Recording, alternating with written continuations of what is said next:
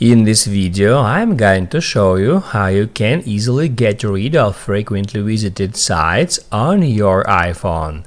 Be sure to watch the video to the very end so you don't make any mistakes, and of course do not forget to like this video and subscribe to my channel. So let's begin, and first off, open up Safari web browser. You can tap at that icon, and then if you create a new tab, it will show you frequently visited sites just under your favorites. That is the default settings, and if you want to hide those frequently visited sites, all you have to do is just tap on Edit, and then you will be taken to this page where you can easily find frequently visited, and all you have to do is just turn this feature off, just like that.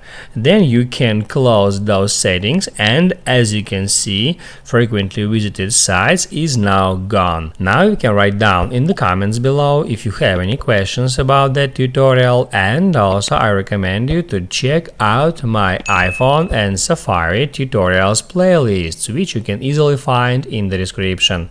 Hit the like button if you liked that video, and see you in the next one.